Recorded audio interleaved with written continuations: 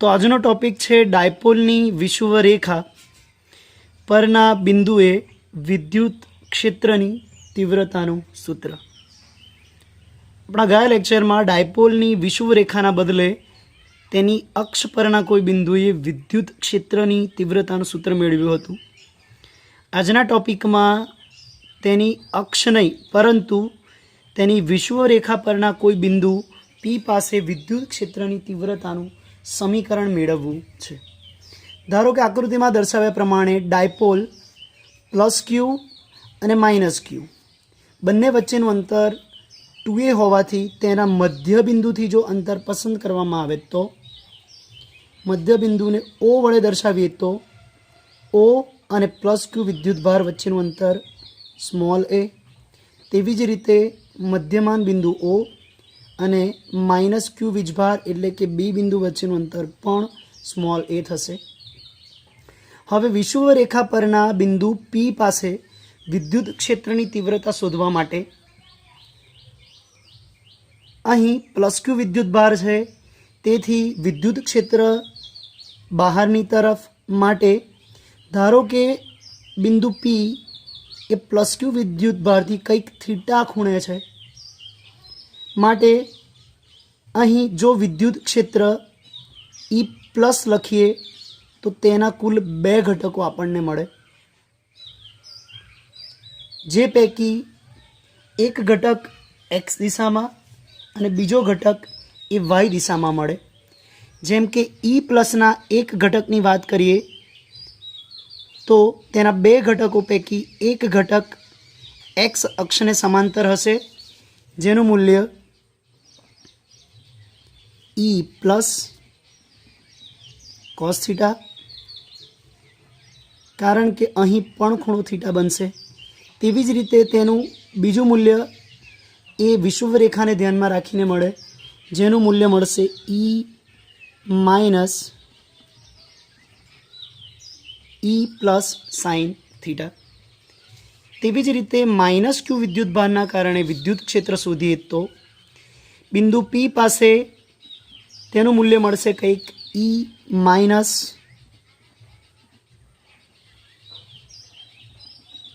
જેના 2 ઘટકો પૈકી એક ઘટક એ ઋણ y દિશામાં એટલે કે કંઈક આ રીતે, જેનું મૂલ્ય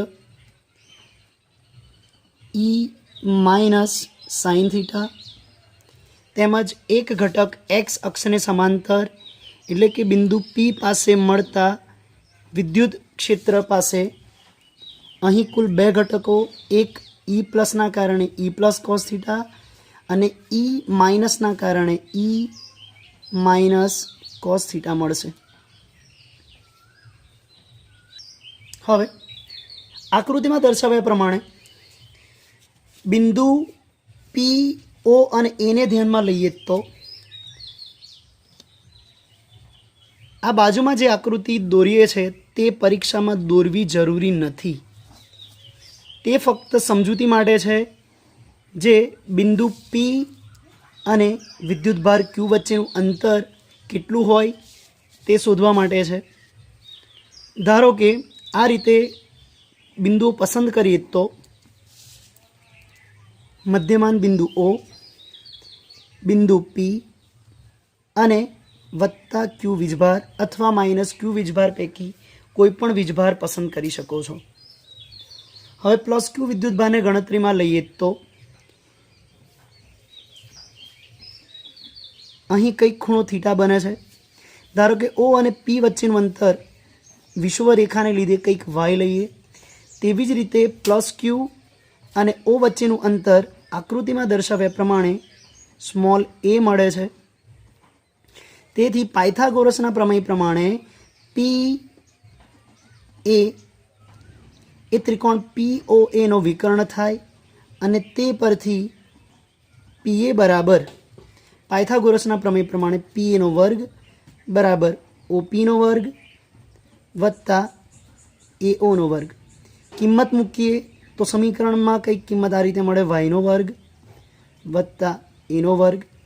તેવી જ રીતે વર્ગને જો દૂર કરવામાં આવે તો બિંદુ P અને પ્લસ Q વીજભાર અથવા બિંદુ P અને માઇનસ ક્યુ વીજભાર વચ્ચેનું અંતર અનુક્રમે કંઈક આ રીતે મળે, વાયનો વર્ગ વત્તા એનો વર્ગ અને તે વર્ગમૂળમાં. પરિણામ નંબર 1. અહીં આકૃતિ POA ત્રિકોણ માટે ફક્ત નોંધ છે જે ફક્ત સમજૂતી માટે છે.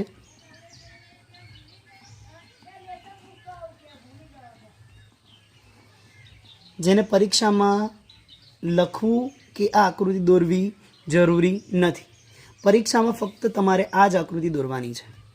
હવે પ્રશ્નની શરૂઆતમાં આપણે કહેલ છે કે ડાયપોલની વિષુવ રેખા પરના બિંદુએ વિદ્યુત ક્ષેત્રની તીવ્રતાનું સૂત્ર માટે ધારો કે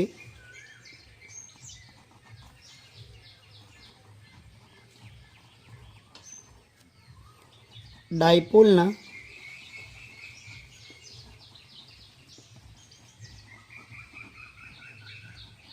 મધ્ય બિંદુ O થી બિંદુ P વચ્ચેનું અંતર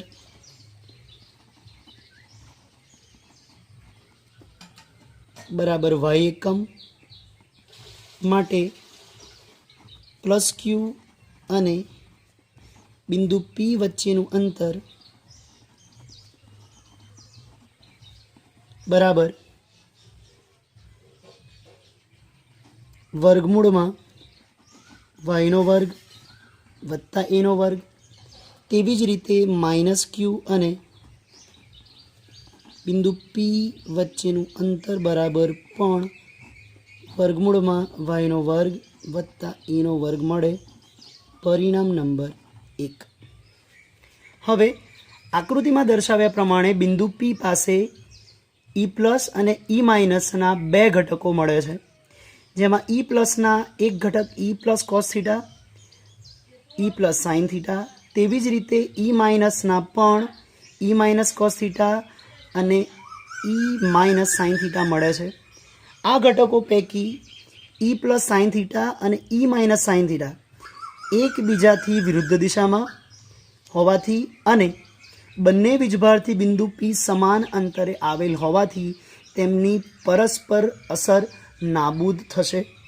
પરંતુ બિંદુ P પાસેનું પરિણામી વિદ્યુત ક્ષેત્ર એ E પ્લસ કોસ થીટા અને E માઇનસ કોસ થીટાના સદિશ સરવાળા બરાબર થાય છે. માટે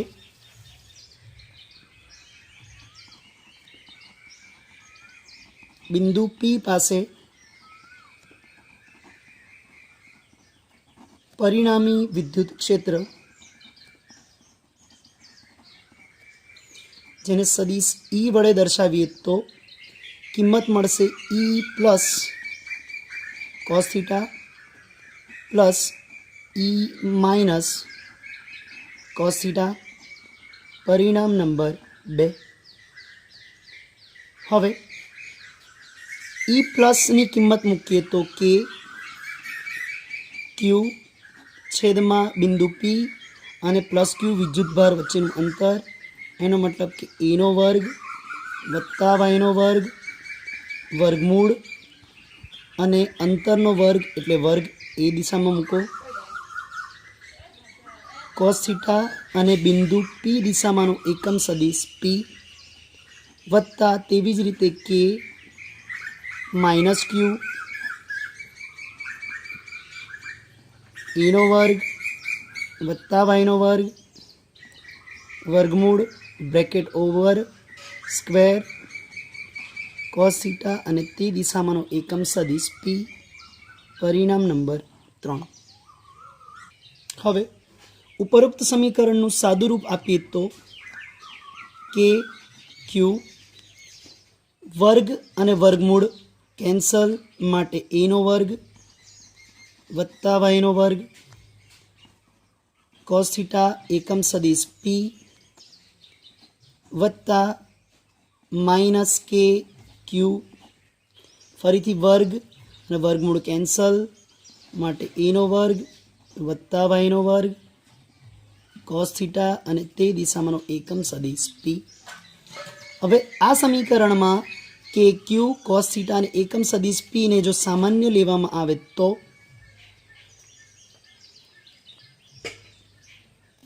અહીં ઉપરોક્ત સમીકરણમાં માઇનસ ક્યુ લખવાની કોઈ જરૂર નથી. કેમ? કારણ કે અહીં આપણે ફક્ત મૂલ્ય જ ગણતરીમાં લીધું છે, માટે માઇનસ ક્યુની જગ્યાએ તમે પ્લસ ક્યુ લખી શકો છો. હવે આ સમીકરણમાં ધ્યાનથી જુઓ તો એનો વર્ગ વત્તા વાયનો વર્ગ છેદમાં અહીંયા પણ એનો વર્ગ વત્તા વાયનો વર્ગ. હવે ગણિતના નિયમ પ્રમાણે છેદ સમાન હોવાથી અંશનો સરવાળો થાય, માટે 2 ટાઈમ્સ કે ક્યુ. તેવી જ રીતે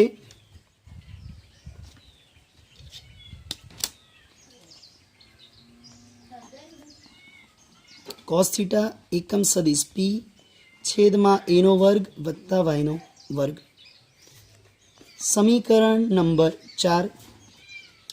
હવે સમીકરણ 4માં કોસ થીટાની કિંમત બોર્ડની પરીક્ષામાં યાદ રહે તો બહુ સરસ, ના યાદ રહે તો તમારે સાબિત કરવી પડશે.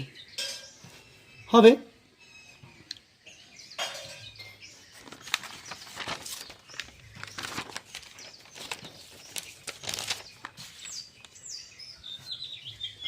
અહીં ત્રિકોણ POAમાં જો કોસ થીટા વ્યાખ્યાયિત કરવામાં આવે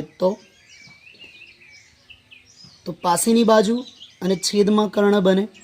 કર્ણની કિંમત આપણી પાસે ઓલરેડી છે, જે કિંમત મૂળ y² પ્લસ a² હોવાથી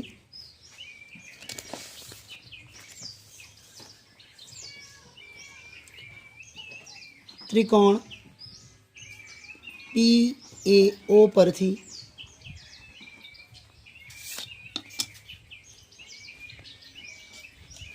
કોસ થીટા બરાબર પાસેની બાજુ છેદમાં કર્ણ. પાસેની બાજુની મૂલ્ય છે સ્મોલ a છેદમાં કર્ણની કિંમત છે એનો વર્ગ વત્તા વાયનો વર્ગ રેઝ ટુ 1/2. પરિણામ નંબર 5. હવે પરિણામ 4 અને 5 પરથી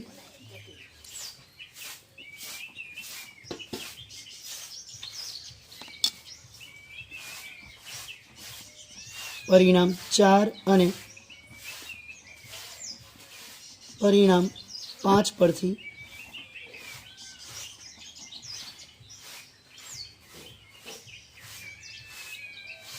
વિદ્યુત ક્ષેત્ર E બરાબર 2kq. તો સમીકરણ 2kq છેદમાં એનો વર્ગ વત્તા વાયનો વર્ગ.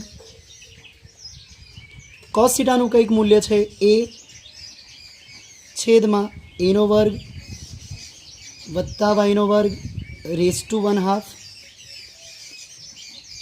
અને બિંદુ P દિશામાંનો એકમ સદિશ P.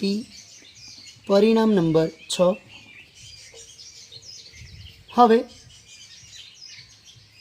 પરિણામ નંબર 6 પરથી 2a વિદ્યુતભાર Q કે એકમ સદિશ P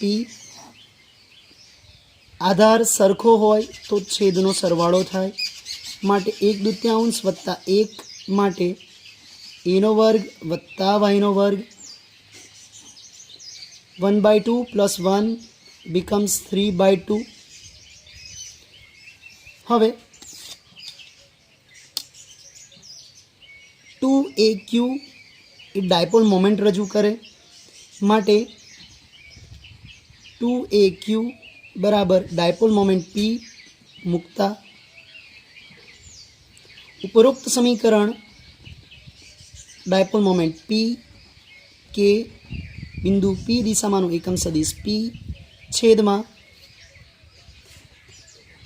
એનો વર્ગ વત્તા વાયનો વર્ગ રેઝ ટુ 3/2 બને. પરિણામ નંબર 7. હવે પરિણામ નંબર 7માં જો y ની કિંમત એની સરખામણીમાં ઘણી મોટી હોય ત્યારે વાયની સાપેક્ષમાં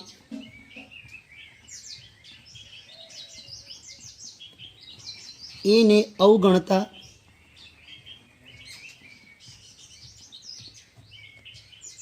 ઉપરોક્ત સમીકરણ બનશે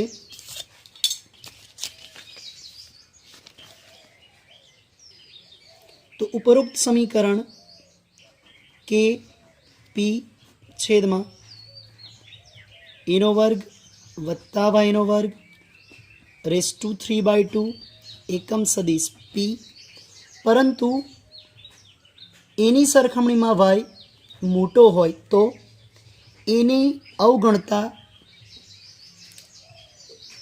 સમીકરણ કંઈક આ રીતે બને. માટે કે પી વાયનો વર્ગ રેસ ટુ 3/2 એકમ સદિશ પી, વર્ગ વર્ગ કેન્સલ થાય માટે કે પી વાયનો ક્યુબ એકમ સદિશ પી. આમ વિષુવરેખા પાસેના બિંદુએ વિદ્યુત ક્ષેત્રનું મૂલ્ય કંઈક આ રીતે મળે કે પી વાય ક્યુબ અને એકમ સદિશ પી. પરિણામ નંબર 6. હવે અહીં ડાયપોલ મોમેન્ટ અને વિદ્યુત ક્ષેત્રની દિશા વિરુદ્ધ હોવાથી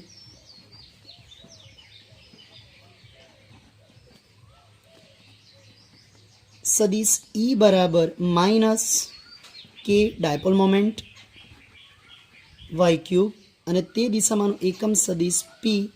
સમીકરણ 7. આમ વિષુવરેખા પરના બિંદુ પાસે વિદ્યુત ક્ષેત્રનું માન કંઈક માઇનસ કે ડાયપોલ મોમેન્ટ ડાયપોલના મધ્ય બિંદુથી વિષુવરેખા પરના બિંદુ વચ્ચેનું અંતર એટલે કે વાય ક્યુબ અને તે દિશામાંનું એકમ સદિશ પી બને.